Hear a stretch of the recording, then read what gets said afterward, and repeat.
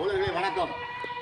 நாங்கள் இருக்கக்கூடிய பகுதி தூத்துக்குடி மாவட்டம் ஏரல் தாலுகா பெருங்குளம் ஊர், பெருங்குளம் பேரூராட்சி.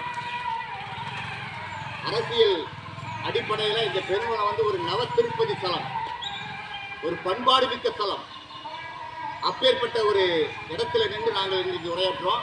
இந்த இடத்த பாருங்க, நம்ம தோழர்கள் நிற்காங்க, பெருங்குளத்துக்கு ஊரை சார்ந்த பாத்தியப்பட்ட நண்பர்கள்.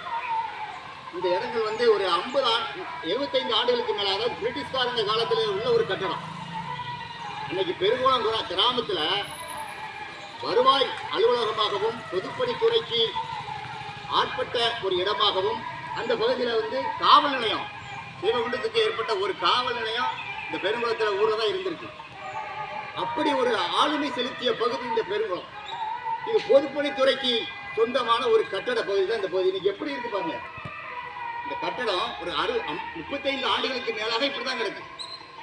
இதை எத்தனையோ கட்சிகள் வருது போகுது, இதை கேட்கவே கிடையாது, இதை கேட்பாரே கிடையாது, இதை பற்றி சிந்தனை பண்றதே கிடையாது. மக்களுடைய வரிப்பணங்கள் பல்வேறு வழிகளில் செலவிடப்பட்டு கொண்டு இருக்கிறது, சூறையாடப்படுகிறது, களவாடப்படுகிறது.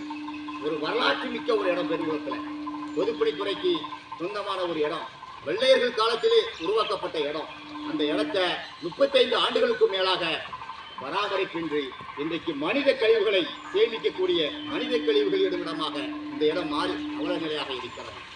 ஆகவே இந்த தமிழ்நாட்டினுடைய முதலமைச்சர் அவர்களுக்கும், மாவட்ட கலெக்டர் அவர்களுக்கும், மாவட்டத்தை ஆட்சி செய்து கொண்டிருக்கக்கூடிய மந்திரி அவர்களுக்கும், இந்த திருவண்ணாமலை சட்டமன்றத்தை ஆளுமை செய்யக்கூடிய சட்டமன்ற உறுப்பினர் ஊர்வசி அமிர்தராஜ் அவர்களுக்கும் இந்த இனிய நேரத்திலே நாங்கள் கோரிக்கை வைக்கிறோம். இந்த பொதுப்பணித்துறை கட்டடத்தை சீர்படுத்தி, அழகுபடுத்தி, செம்மைப்படுத்தி ஒரு உகந்த கட்டடமாக மாற்றித்தர வேண்டும் என்று நமது பெருங்குளம் மாணவர்களுடைய சார்பாகவும், ஐயாக்குட்டி அவர்களுடைய தலைமையில் வந்திருக்கக்கூடிய நண்பர்கள் சார்பாகவும் நாங்கள் கேட்டுக்கொள்கிறோம். அரசியல் பிழைக்காக சமூக ஆர்வலர் சண்முகராஜா.